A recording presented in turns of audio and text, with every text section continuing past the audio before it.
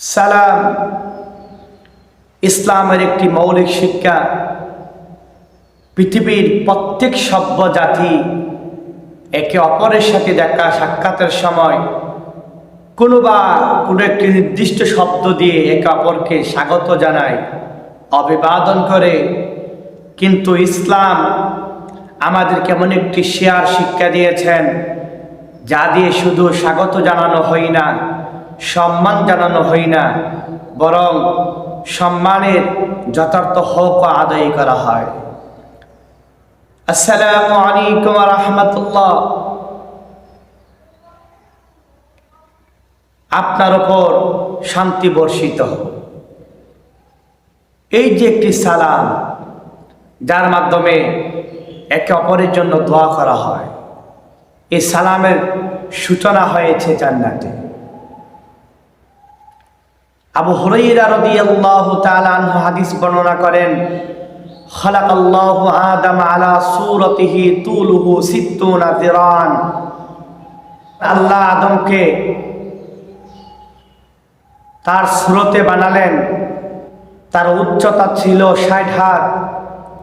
ফালাম্মা খালাকাহু, যখন আল্লাহ আদমকে সৃষ্টি করলেন, আমার রব আদমকে নির্দেশ করলেন, ইযহাব ফাসাল্লিম আলা উলাইকা নাফার। আদম, তুমি যাও, ওই ফেরেশতাদেরকে সালাম করো। অহুম নাফারুন মিনাল মালায়েকাতি জুলুসুন, আর তারা ছিল ফেরেশতাদের মধ্য থেকে একটা দল। ফাসতামি' মা ইউহাইয়ুনাকা ফাইন্নাহা তাহিয়াতুকা ওয়া তাহিয়াতু যুররিয়াতিকা। আর তুমি মনোযোগ সহকারে শোনো, তারা তোমার সালামের কি জবাব দেয়, কেননা এটা তোমার এবং তোমার পরিবারের জন্য অভিবাদন। ফাযাহাবা ফাকালা আসসালামু আলাইকুম। হযরত আদম আলাইহিস সালাতু ওয়াস সালাম গেলেন, ফেরেশতাদেরকে সালাম করলেন। ফেরেশতারা জবাব দিলেন, ওয়া আলাইকাস সালাম ওয়া রাহমাতুল্লাহ। ফেরেশতারা সালামের জবাবের সাথে রহমাতুল্লাহ শব্দটি বৃদ্ধি করলেন।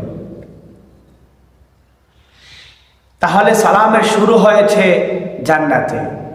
আল্লাহ এই সালাম আমাদেরকে দিয়েছেন, কারণ সালামের মাধ্যমে অহংকার দূর হয়, সালামের মাধ্যমে পরিচয় লাভ হয়, সালামের মাধ্যমে জান্নাতের মধ্যে বাড়ি হয়। এই সালামের মাধ্যমে শত্রু ধীরে ধীরে বন্ধ হয়ে যায়। আমার রাসূল বলেছেন, আল বাদি বিস সালাম বারিয়ুম মিনাল কিবার। যে ব্যক্তি আগে সালাম দেয় সে অহংকার থেকে মুক্ত থাকে। সালাম দিয়ে ঘরে প্রবেশ করলে ঘরের মধ্যে রহমত হয়, সালাম দিয়ে ঘরে প্রবেশ করলে ঘরের মধ্যে শান্তি নাজিল হয়। আল্লাহ নবী মুহাম্মদ সাল্লাল্লাহু আলাইহি ওয়াসাল্লাম হযরত আনাস রাদিয়াল্লাহু তাআলা আনহুকে লক্ষ্য করে বললেন, ইয়া বুনাইয়া ইযা দাখালতা আলা আহলিকা ফাসাল্লিম ইয়াকুন বারাকাতান আলাইকা ওয়া আলা আহলিকা। রে বৎস, তুমি যখন তোমার ঘরে প্রবেশ করবে তখন তুমি তোমার ঘরের মানুষকে সালাম দিবে, কারণ এই সালাম তোমার এবং তোমার পরিবারের মানুষের জন্য শান্তি বয়ে আনবে।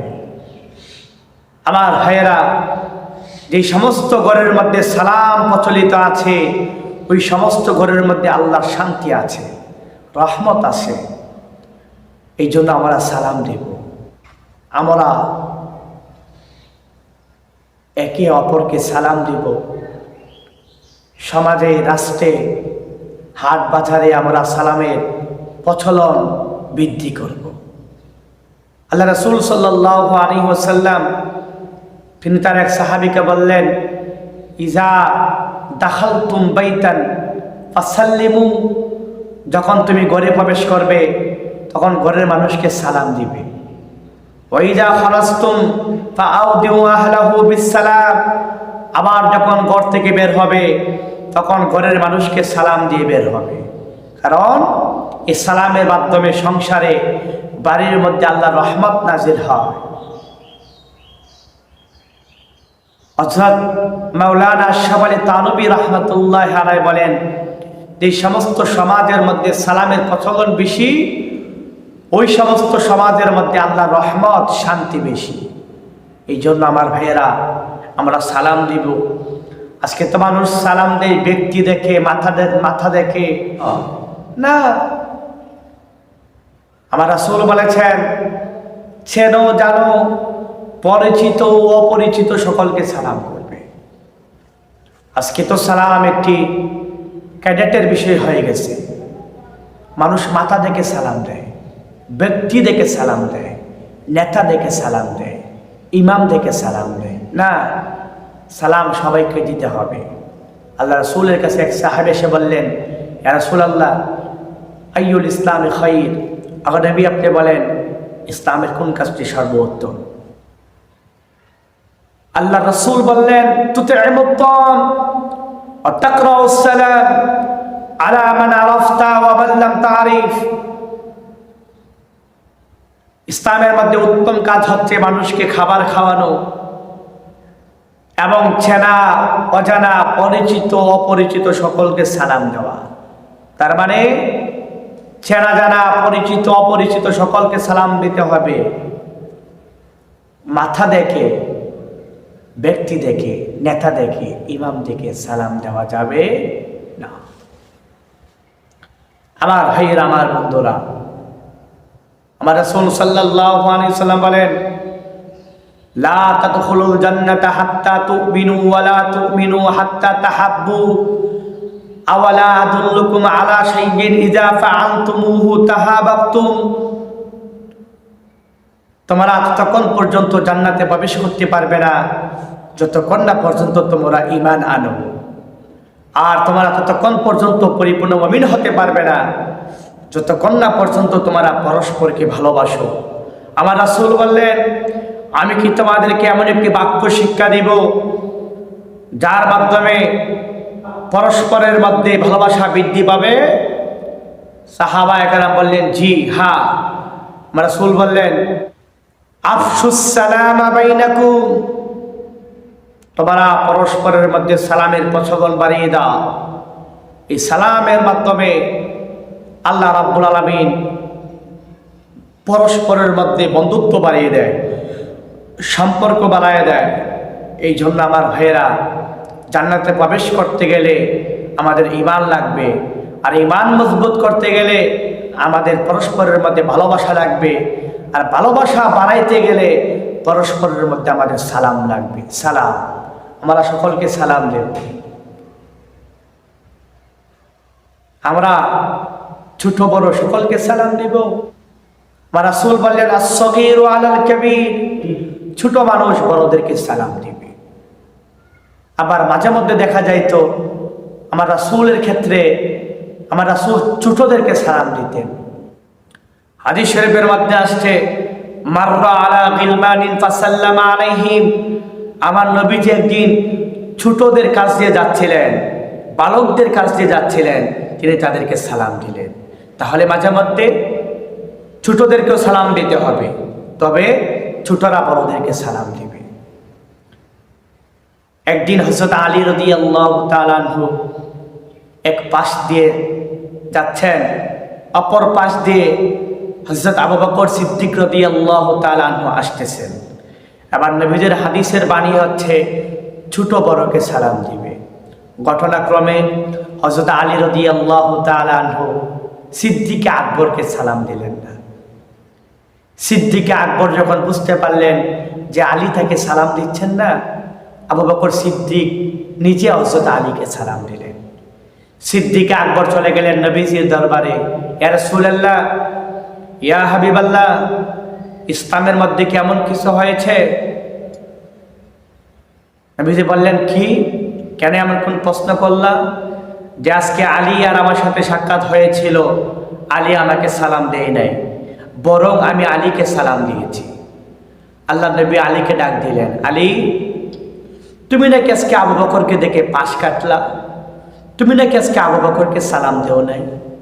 আলী বলে, ইয়া রাসূলুল্লাহ, আজকে আমি ঘুমিয়েছিলাম, স্বপ্নে দেখি কে আমাকে বলতেছে আগামীকাল সকালবেলায় সবার আগে যে ব্যক্তি সালাম দিবে তার জন্য জান্নাতে একটি বাড়ি করা হবে। আলী বললেন, ইয়া রাসূলুল্লাহ, আমি চেয়েছি ওই বাড়ির মালিক যেন আবু বকর হয়ে যায়, এই জন্য আমি সালাম দেই নাই। আবু বকর আমাকে সালাম দিয়েছে। এই জন্য সালামের মাধ্যমে জান্নাতে বাড়ি হয়। সালামের মাধ্যমে সংসারে, সমাজে, রাষ্ট্রে আল্লাহ শান্তি নাজিল করে। আমার রাসূল বলেছেন, যে ব্যক্তি সালাম দিতে কৃপণতা করে সে দুনিয়ার মধ্যে সবচাইতে কৃপণ ব্যক্তি। নবীজির এক সাহাবীকে বললেন, ইয়া রাসূলুল্লাহ, আমার খেজুর বাগানে অমুক এক ব্যক্তির একটি খেজুর গাছ আছে, সে প্রতিদিন ওই খেজুর গাছটির কারণে আমাকে গালমন্দ করে। আল্লাহ রাসূল ওই ব্যক্তিকে ডেকে পাঠালেন। সে আসলো। নবীজি বললেন, শুনেছি তুমি নাকি তাকে প্রতিদিন গালমন্দ করো ওই খেজুর গাছটির কারণে, ওই খেজুর গাছটি তুমি আমার কাছে বিক্রি করে ফেলো। লোকটা বললেন, না, আমি বিক্রি করব না। নবীজি বললেন, তাহলে এটি তুমি আমাকে দান করো। সে বললেন, না, আমি দানও করতে পারবো না। নবীজি বললেন, তাহলে জান্নাতের একটি গাছের বিনিময়ে তুমি এই গাছটি আমাকে দান করো। সে বলল, না, আমি তাও করতে পারবো না। তখন আমার নবীজি বললেন, আমি তোমার চাইতে কৃপণ ব্যক্তি দুনিয়াতে আমি আর একজনও দেখি নাই, তবেও তোমার চেয়েও কৃপণ ওই ব্যক্তি যে সালাম দিতে কৃপণতা করে। আমার ভাইরা, আমরা সালাম দেব, সালাম দেব, আমরা পরস্পরকে সালাম দেব, আমরা মই মুরব্বীদেরকে সালাম দেব, আমরা যুবকদেরকে সালাম দেব, আমরা সালামের আমল করব। আশা করি ইনশাল্লাহ সালামের মাধ্যমে আল্লাহ আমাদের অন্তরকে পরিষ্কার করে দেবে।